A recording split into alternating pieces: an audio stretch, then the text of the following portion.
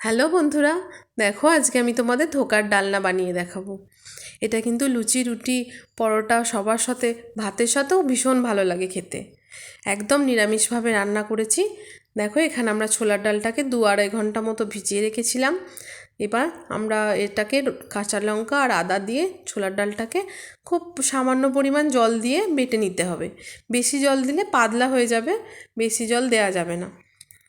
দেখো এখানে আমরা কিছু আলু কেটে রেখেছি এটার জন্য। আর দেখো আমাদের ডালটাও বাটা হয়ে গেছে। আর আলুটাকে কেটে আমরা হালকা করে সেদ্ধ করে রেখেছি।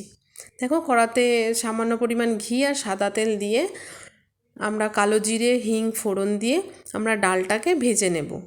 এর মধ্যে পরিমাণ মতো নুন আর সামান্য চিনি দেব, দিয়ে অল্প হলুদও দিতে হবে। দিয়ে আমরা সুন্দর করে এটাকে ভেজে নেব, একদম মাখা মাখা করে নেব। আর একটা থালার মধ্যে একটু তেল দিয়ে সেটাকে মাখিয়ে নিয়ে তার মধ্যে আমরা এই ডালের বাটাটাকে আমরা ঢেলে দেব। দিয়ে ভালো করে চাড়িয়ে নিয়ে দেখো আমরা এটাকে কেটে নিচ্ছি। তোমরা চাইলে ছোট ছোট করেও কাটতে পারো, তাতেও ভালো হয়। এবার দেখো আমরা প্যানের মধ্যে তেল দিয়ে দিলাম একটু বেশি করে। এবার আমরা ধোকাগুলোকে ভেজে নেব, সুন্দর করে লাল লাল করে ভেজে নেব। এবার অন্যদিকে একটা কড়ার মধ্যে সামান্য তেল আর গোটা জিরে ফোড়ন দিয়ে একটু নুন আর হলুদ গুঁড়ো দিয়ে আমরা সেদ্ধ করা আলুগুলোকে হালকা করে ভেজে নেব। দেখো সেই তেলের মধ্যে আমরা গোটা গরম মশলা ফোড়ন দিলাম, দিয়ে আদা বাটাটা দিয়ে একটু নেড়ে এর মধ্যে গুঁড়ো মশলাগুলো দিয়ে দেব, যেমন জিরে গুঁড়ো, ধনে গুঁড়ো, হলুদ গুঁড়ো দিয়ে আমরা এখানে টমেটোটাকেও দিয়ে দেবো। টমেটোটা তোমরা আদাটাকে নাড়ার পরও দিতে পারো, আমরা একটুখানি পরেই দিলাম।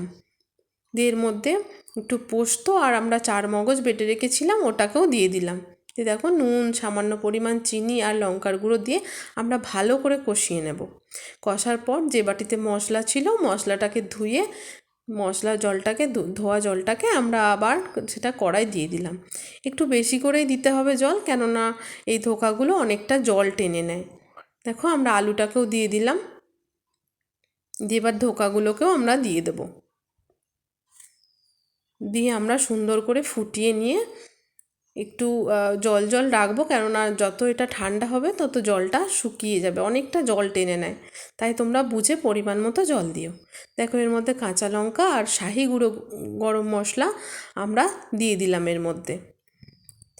দেখো আমাদের নামানো হয়ে গেছে, খুবই সুন্দর খেতে হয়। তোমাদের এই ভিডিওটা ভালো লাগলে অবশ্যই লাইক আর সাবস্ক্রাইব করে দিও।